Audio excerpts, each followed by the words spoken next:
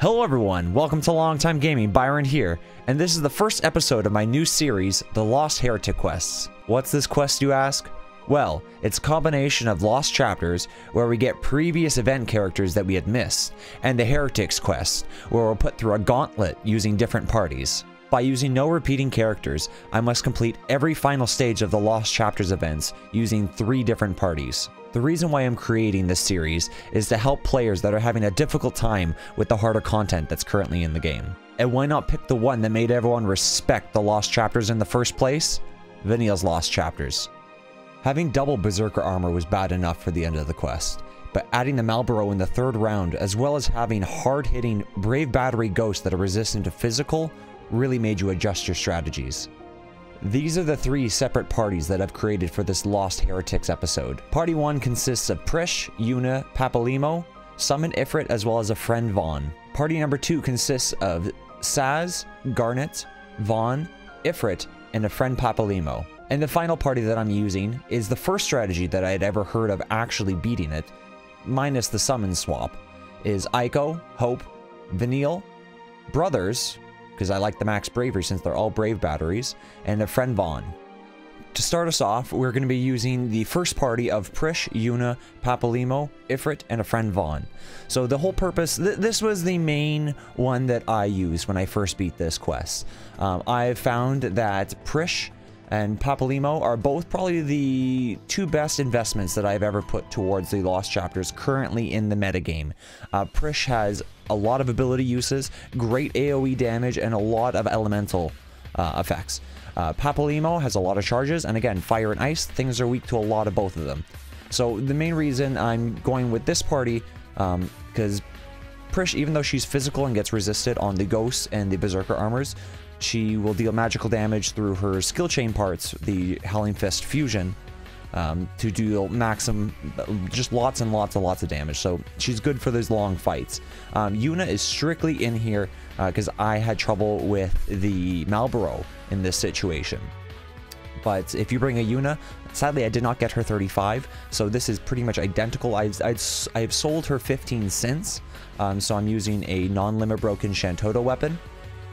But right now, for the early stages, you want to try and not take any HP damage. I had 1 reset early on because I decided to try and not use any abilities, but Prish can get away with using an early spinning attack or 2. And I wanted to kill the ghost there, so I didn't have to deal with it. But I try overall to use as little ability charges as I physically can so I can save them for the final fight. I don't need to do too much here with Prish or Papalimo, because again, Asuna, it just takes care of the Malboro and makes Malboro an absolute cakewalk.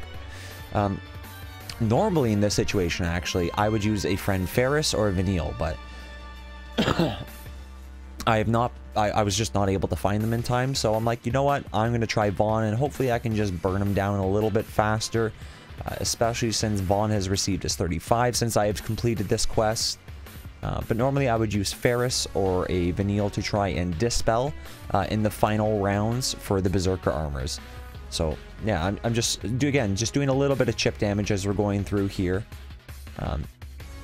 If you guys want me to add in like a skip counter so you know exactly how many times I've skipped, leave it down in the comments below so I know what you guys might want to see for future episodes of this.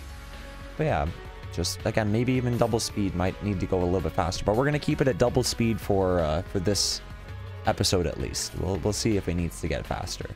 So I'm throwing out the occasional Astral Fire because I want him dead a little bit quicker, and also it could ruin an entire run if it's broken for too many turns. If the Malboro is broken for too many turns and it suddenly gets to that 5th turn, it unbreaks and it just hits you with an impale, and then you lose your Ifrit buff. And so occasionally I let my characters purposely get broken because my Papalimo, my Prish should be strong enough to be able to re-break the Malboro. As you can see here, I've taken no HP damage, and I don't plan on taking HP damage until the Berserker armors. These 3 ghosts, depending on for this specific one, with this party, I did not have too many troubles with the ghosts. For the Saz party, my god, you guys will see. I'll explain that when we get down there. But yeah, it's just you're trying to take out the ones with the highest bravery first, so you don't need to think about re-breaking them. I should be able to one-shot the ghost, which I do. And you just have to make sure that they don't get to that high enough point that they want to touch you with their little ghouly hands and do a lot of HP damage. So yeah, just pushes really fast, does a lot of bravery, and since they're both broken, they're not going to try and HP attack me, but I can just go HP attack here. Prish should be able to one-shot the other one, unit deals with this one, and then there we go, we're on to the Berserker armors. So this is the final attempt that I did. I did one that was close. If I had a Ferris or Vanille for one of my runs instead of a Vaughn, I would have won, but this is the one that we're going to. So try and watch the turn orders, and you want to, don't let them really flip-flop. By that I mean, if A is ahead of B, don't break B so they just kind of trade turns. You want to gain as much turn advantage as you can in this fight.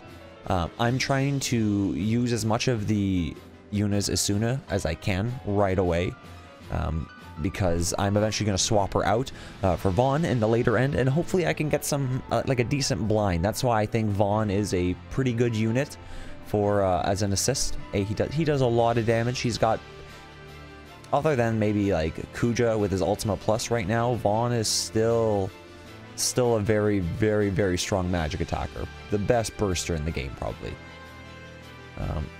Yeah, and then at this point, you're going to have to get ready to eat some HP damage. Since I don't have a healer, I'm basically just trying to burst one... I'm trying to burst one of the giants down first. If I need to pop the Ifrit, which I do, just so I'm going to break them. When you get the giants past 50% or like 75%, if they are broken at that point, they will then use Fury. So again, they're using Fury right there. So I want to kill him before he does a Fury, breaks everyone, gets massive amounts of bravery, shares it with his buddy over there, and then one-shots one of my characters. So I don't want that to happen. So yeah, I'm taking a risk, because usually once they've activated Fury, there's usually one turn before they use their multi-hit attack. So I should be popping Ifrit right here, I believe. Oh, no, not yet. Prish took another turn. So HP attack here, I should be popping Ifrit. And now I'm just going to try and blow the one on the right up before I have to deal with the one on the left. I think it's still... Some of these fights are pretty, like, down to the wire when it comes down to it. But yeah. Just, you just gotta push through them, because... You don't have Aiko in this situation, and I'm trying to spread it out. If I were to try and build the perfect party right now, I would probably swap Yuna for Saz, and maybe Papalimo or Prish for Aiko. Like Prish and, I mean, Papalimo and Jesus Christ, I can't say the thing properly. Saz and Aiko are such a strong combo in the game right now. Like, you cannot go wrong with those two, and then any sort of damage dealer depending on the weaknesses of the enemy. But yeah, like, I found that I just could do enough damage. Yuna was not that much of a dead weight. I wish it was a Ferris or a Vanille, but that's not the case for this situation. So still just trying to not use too many of Papalimo's charges right off the bat. Because I don't want to run out of gas towards the end, because if I run out of gas, he's gonna flurry, he's gonna get really angry, and he's going to kill me. So I need to conserve some of my charges for the end game. So it's getting there soon. I should be, yeah, there's the Vaughn. And I'm just, the reason I would normally use a red spiral first, but since I summoned him so late, I wanted to try and get to the plus version of White Whirl much faster, so I could maybe, there's the Berserk. And so I wanted to try and get a good blind, hopefully, for when he throws out the flurry. Let's see. Okay. Oh, but then in this situation, see, he broke me. Sorry, he broke Vaughn. So then Vaughn was pushed out of order. But luckily, he always does one, and then if he hasn't done a flurry, even though he could have one-shot any of my characters there, he didn't. And I got lucky. He used an HP attack on Papalimo, which was enough to survive that round. And now he's going to waste another turn buffing up, which is fine by me, because I have enough HP damage to finish it off. HP attack here, and then I think the Astral Ice, and that should be about it. Checking my turn order, checking to see how much HP damage I've taken, and we'll see here towards the end. Yeah, stage cleared. We completed it with 111 turns, about 11,000 HP damage, and enough points to beat it. So yeah, that was the first round, and we are about to go into the second party right now. So on to group number 2. Group number 2's main focus and the essential core of group 2 is built around Saz. Saz, if you haven't pulled from, I understand. He wasn't a lot of people's favorite character, but with the early release of his 35, he basically shot up to become God of Global. So he makes everything a lot easier if you got him. If you don't, everything is still possible. That's why I'm making these kind of videos. Okay, so with Saz here, the party with him is him, Garnet, Vaughn, Ifrit, as well as a friend Papalimo. Since Garnet and Vaughn are both bravery to HP attackers just right away, they make really good use out of Saz's max bravery up and his attack bonus. Okay, so let's get started on this one, as well as Papalimo as well. Again, bravery to HP attacker goes really good, doesn't waste a lot of the buff turns for Saz. So yeah, let's get in this. You're gonna have to spend a couple turns and just really choosing when to use abilities, because Vaughn's only got 4, Garnet's only got 5. But luckily for Garnet, she can make good use of the Aquamarine for the extra brave regen on her party members, and she also gains that AoE brave ability, which does really good in these early stages, gaining high amounts of bravery to be able to one-shot or just help out your teammates. But yeah, you don't want to run out of Saz buffs before the end of the fight, and you don't want to run out of Vaughn charges either. So this comp is all about pacing, and since I couldn't use any other teammates, this is the one that I went with. If you guys think of any other better team comps that maybe could have made, leave it down in the comments below. But yeah, like Vaughn, it's unfortunate since he is physical, but Saz is also physical. So against the Berserker armors, if they don't have charges, they're not doing a lot of damage. So that's why you really gotta go for the preparation. Like you gotta play it smart here. But like you see Deluge, it caps her out. It's very strong. I maybe could have gone for HP attack there and just tried to kill them instead. But I think this way was a little bit safer. I didn't have any resets, I don't believe, from the start up until the end of the Malboro. We'll double check here in a second. No, the hardest one for this was actually in the 4th stage. The 4th stage, these guys are all so slow and the ghosts are so fast. I've never seen them go first turn HP damage. So at one point they killed Garnet within the first turn. Like they were all the ghosts went first and they all just touched Garnet and she died. I had to do a bunch of resets for that one. So here you want to try and throw the Saz buff onto either Garnet or Vaughn. Either one works. Realistically, probably picking picking Garnet might have been the better call here. I know at the end of the Malboro, I should have buffed Garnet to prepare for the Giants, but she also still had blind buff on her, which would have gotten pushed off. But yeah, in the end, I killed it so fast it wasn't able to get a second bad breath on, which is a good thing. You want to kill it fast enough so it only has to deal with 1 bad breath. 2 is a little bit of a problem. For those that don't know, you can in global right now you can only have a total of 5 buffs / debuffs. Frame buffs are a little bit different. They kind of hold priority over top of everything else. You can see the little silver border. So the Malboro gives me potentially 3 buffs. If Saz puts on 3 buffs as well, that first one is going to get pushed off. So that's why you can get away with that. That's why Aiko and other heavy buffing characters can kind of push off those debuffs. Here I contemplate what did I want to do, and so there I wasted a red spiral to finish them off.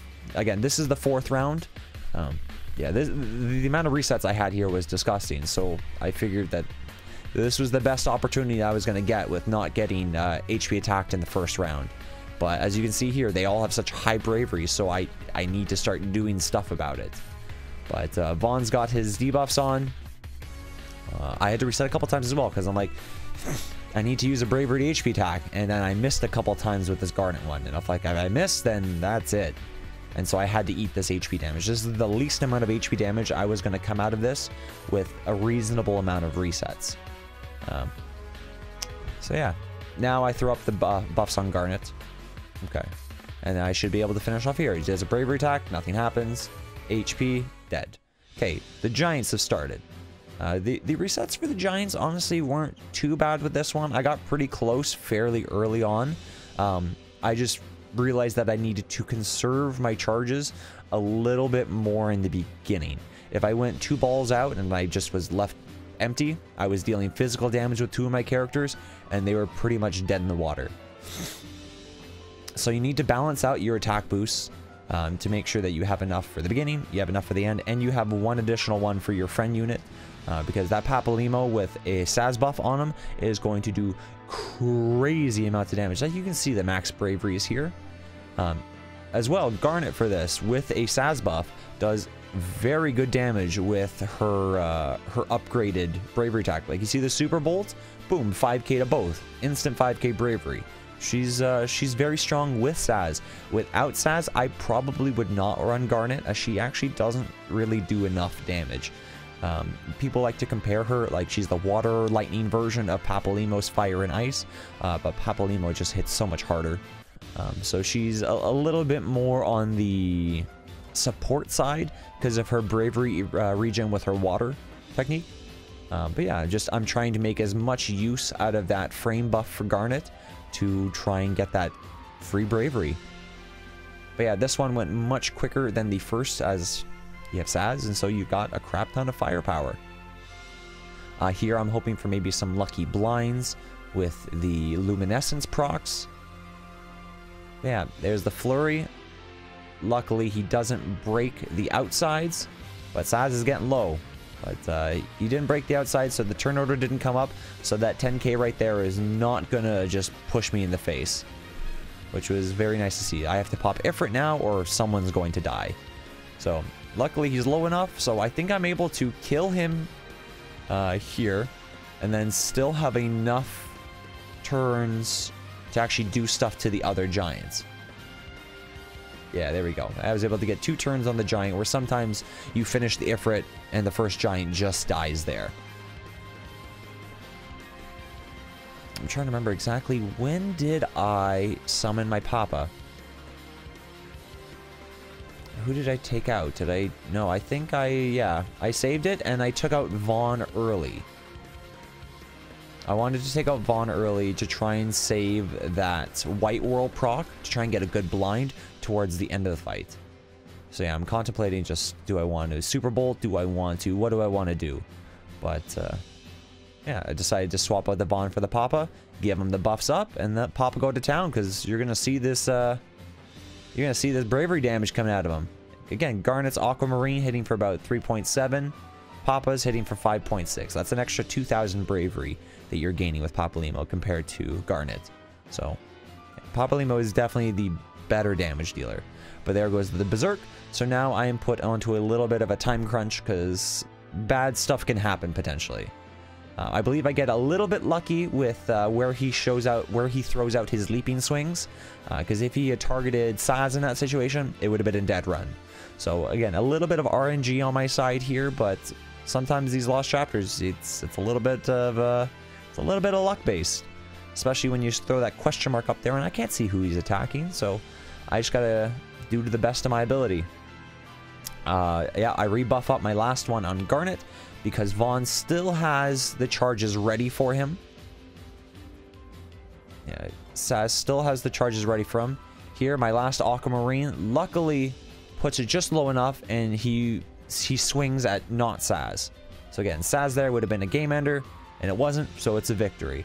On this one, I believe I broke my high score. This was the best score that I had gotten on this one. I think it was about 29,000. Yeah, 29,000, 90 turns out of 170, and I took only about 9,600 damage. So, yeah, it pushed through fast. I got a higher score, but if I was able to use a bunch of better characters, that run would still go smoother. But you can see that you can push through on damage if you need to. So let's go on to the final, but the slowest pace of the strategies. Okay, so this is the final of the parties that I've made for the first Lost Heretic quest.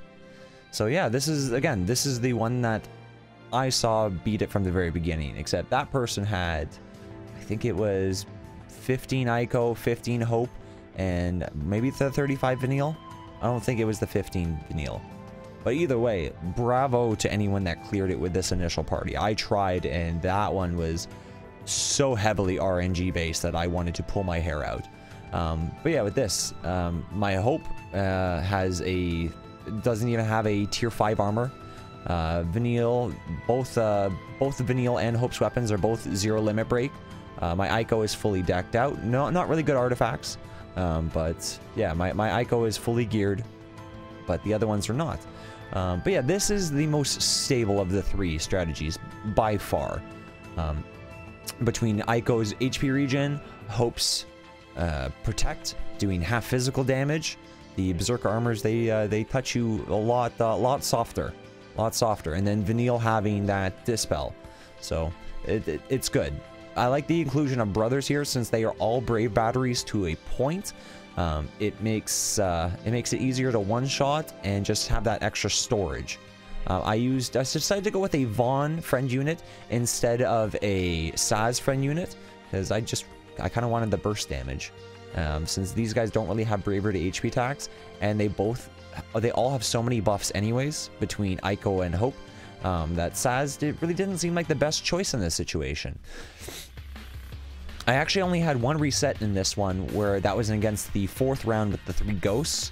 I ordered it wrong, and they attacked Vanille very hard, and so I'm like, you know what, it's not worth it going into the final round that detrimented. I had to waste, I think it was only 1 of Ico's smites, and then I'm just like, it's fine. But yeah, those little small amounts of HP damage don't matter in this fight. Don't matter at all. You slow and steady. This is the whole tortoise and the hare type situation. Just, you're gonna win, just don't worry about it. As long as you cycle your abilities correctly, you try and save HP regens for the final fight. You get to use 1 or 2 during the Marlboro phase to try and push off his bad breath. And again, you want to save protects as much as you can, especially if you have that 35. Doing a HP regen into a protect will give 5 buffs completely, so you'll push off everything that Marlboro is given to you. Dispels, you do not want to use a single dispel. Those are only used for when the Berserker armor is berserk. Okay, yeah, it makes them waste a turn. So hey, just dealing with a little bit of creep stuff, not worrying about the HP, trying to decide how I want to order this bravery to HP damage. So I notice that I can go HP here, and then even if he breaks Hope, doesn't matter, they're both going to kill him anyways. So yeah, onto the Marlboro here. Let's see, how many abilities do I actually use? I think I just use shells and maybe 1 protect in this one, because I don't want him tentacle slapping me for very much. So let's see, there's the protect here, and then the HP regen to push it off completely. So now everyone is fully buffed. Everything goes good. Tentacle slaps, yeah, they do absolutely nothing, even though that Hope has terrible armor, because yeah, it's just I'm not investing in Hope's tier 5, not yet. I have a lot of armor tokens, but I don't have enough to just throw them away, and I know you guys don't either, so that's why I like this one. This one is a fairly easy party for most people to have.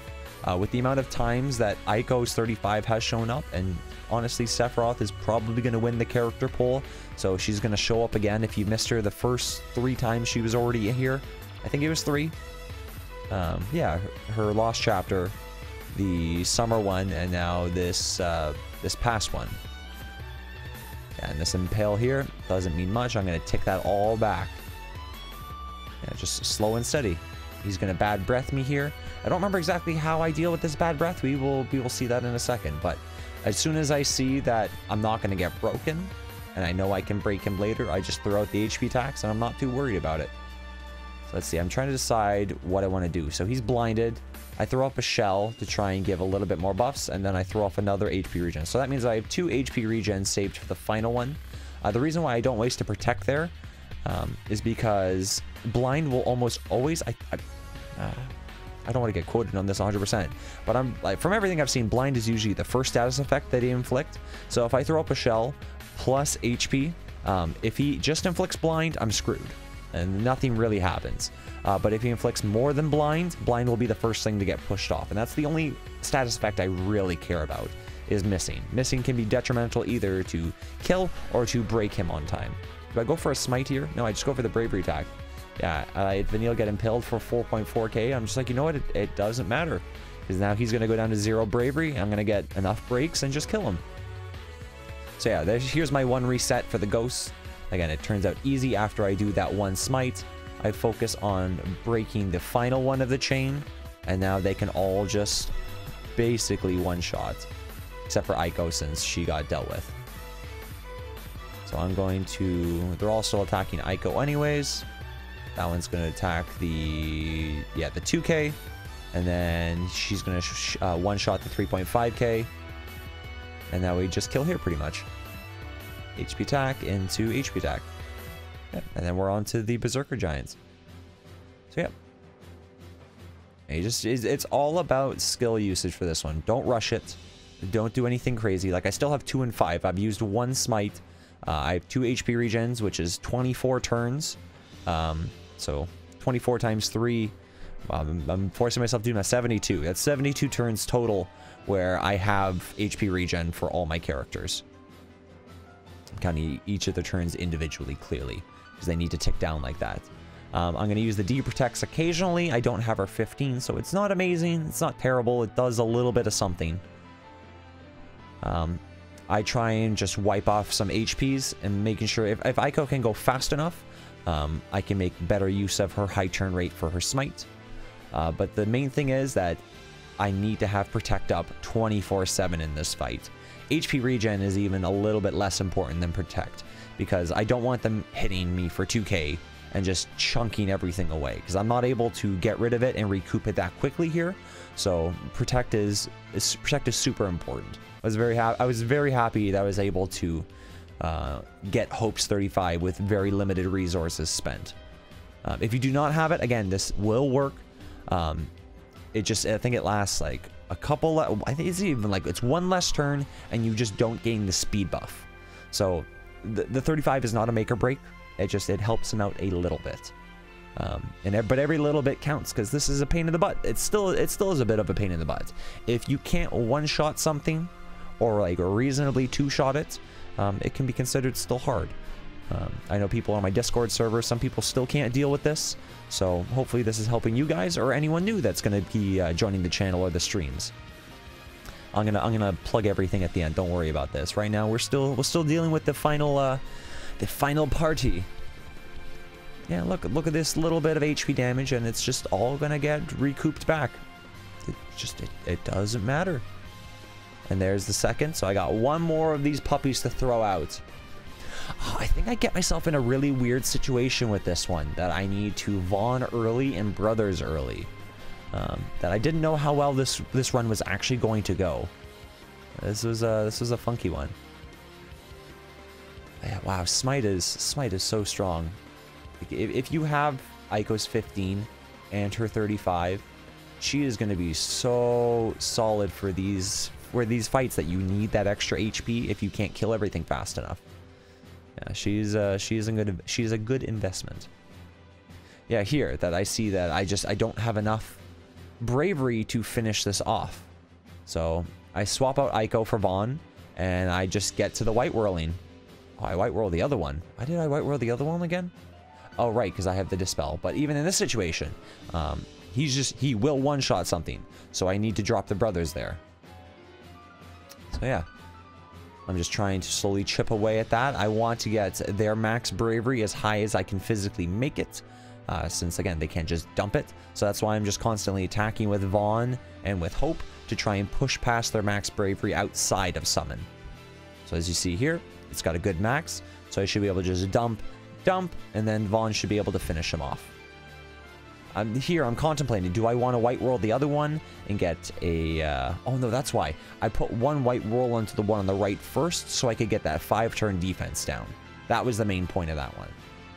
But I noticed here, the white roll didn't do enough, so I'm like, I'm a little stuck. What am I going to do? And so I have to waste the second Dispel. I was hoping to have 3 Dispels for the final round, for the final Giant, but you got to do what you got to do. So Yeah, there's the red spiral. Vaughn is out of turns, so I have no summon, no assist, and this giant is basically at full HP. But luckily, it's one giant against 3 reasonably equipped and ability-wise characters. So I'm not too worried about this. I still have 2 more protects. I still have another HP regen in the bank. Aiko is getting a little bit low, so if someone is targeting him, I need to make sure that A, he doesn't have the bravery to kill her. So just let the breaks happen.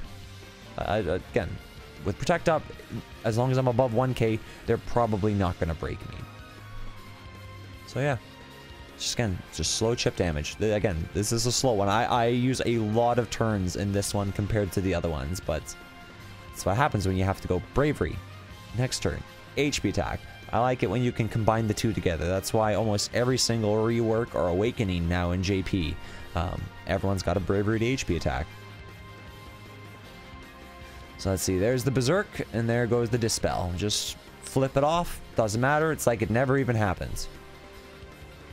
And so, with the buffed up Protect as well, I really could have probably used Shell a lot more in the earlier stages, since I have his 35. Since I can't have more than 5 buffs, with the Speed and Protect, and then the 3 from Aiko, I could have been using Shell a lot more earlier for that Brave Battery. So I'm noticing that now that I have a bunch of shell charges at the ends. Yeah, throw in that HP regen, so our full team has a full stack. Get rid of that Dispel, so now I'm out of Dispels. So now I'm just like, what am I going to do here? So that is going to be a haste. If I didn't break him here, that was going to be a haste. Fully buffed, good. My team, like, I'm ready for the long haul now. I'm trying to use HP attacks to try and give me another turn of him not having Berserk up. So he uses haste. I'm like, okay, that's fine. It gives me another turn of him then using Berserk, waiting, and then doing another thing. So there goes the leaping swing. Now I go for the break. I'm like, I have to push it through now. I have to see how this goes. Get that smite. Everyone's bravery up to the roof. Trying to see my turn rate, my turn count. He's gonna Berserk here, and then I believe this into the next one, and he should die here. Yes, and he dies here. So again, consistent, easy going, but you just slow and steady wins the race with this one. This is what I say is the most consistent of the 3 for beating this, unless I had a Ferris or a Vanille assist for the Prish team. But other than that, guys, yeah, this is the first episode of my Lost Heretics quest. What did you guys think? Did you guys enjoy? Is there what formatting can I do differently that you guys might like? If you guys want to see more of this, please leave a thumbs up for the video. Leave a comment down below saying, like, again, what you might want different. What Lost Chapter do you want me to do next? I may consider doing some co-op EX fights. I don't know yet. Those are very time dependent, so I'd have to get on them right away. And usually I like to stream the events when they first came out, but if I don't get around to streaming that night, I may do the EXs for the co-ops. I'll let you guys know. In the comments down below as well, there is my Twitch channel, which I stream to solely now. I used to stream on YouTube. I'm sorry for all of my old YouTube audience that used to watch me. I've moved over to Twitch only, so if you still want to come watch me stream Omnia, please join me over there. It's a lot of fun. We get a good amount of viewers. But yeah, guys, thank you very much for watching, and yeah, I'll see you in the next one. Bye, guys.